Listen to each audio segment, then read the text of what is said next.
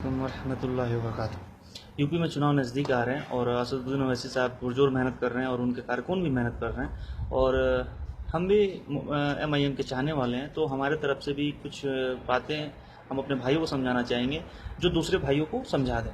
ठीक है ना। हमें बेसिकली समझाना किसे है?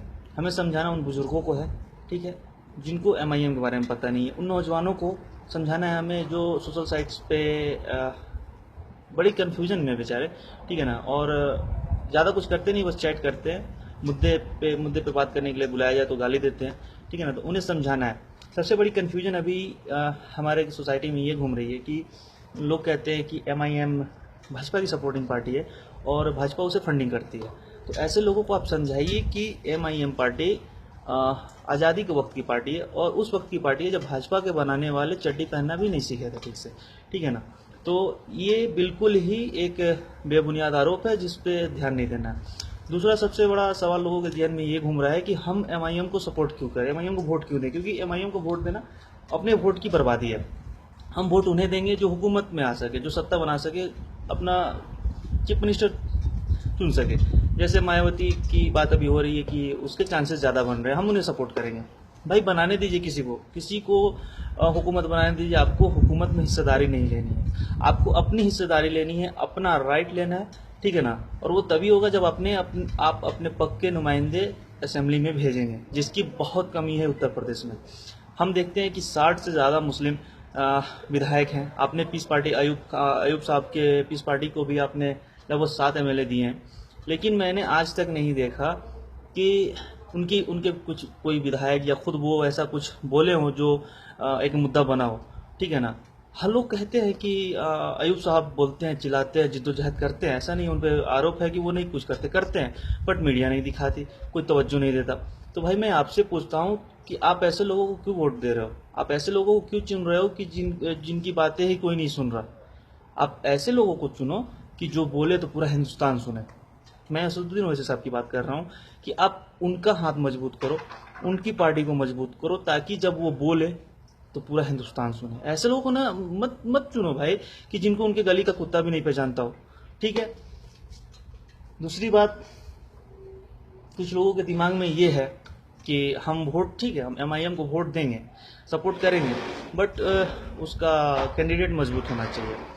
अगर ऐसा सब कोई सोचने लगे भाई, तो एम तो कभी नहीं जीतेगी। ये गलत सोच है। कुछ दिन पहले मैंने फेसबुक पे लिखा था ये पोस्ट कि हमारे यहाँ बेसिक प्रॉब्लम जो क्या है, कचरे का है, ठीक है ना, और राजनीति में कचरे का है और समाज में कचरे का है। करते क्या है, हम लोग घर से कचरा अपना उठाते हैं और बाहर फेंकने के लिए निकलते हैं। पहले तो ढूंढते हैं कि कोई कूड़ेदान दिख जाए तो हम उसमें अपना कचरा डाल दें, बट जब कूड़ेदान नहीं दिखता तो क्या देखते हैं कि 10 लोग कहीं पे कूड़ा डाले हुए हैं, हम भी 11वां शख्स बन के वहाँ पे डाल के चले आते हैं, अपनी जिम्मेदारी से छुटकारा पा के चले आते हैं। वही काम करते हैं वोट देते समय।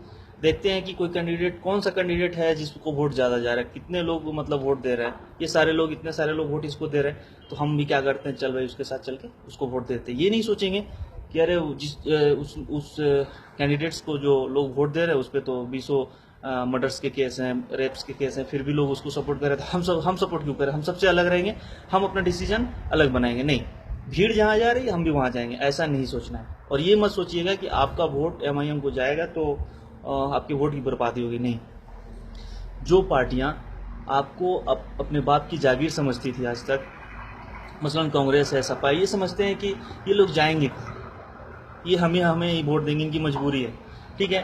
तो अब आपको वोट बैंक नहीं बनना है, आपको एमआईएम को सपोर्ट करना है, ताकि उन्हें भी दिख जाए कि भाई हमने इनसे किए वादे पूरे नहीं किए तो इन्होंने अपनी पार्टी को सपोर्ट किया।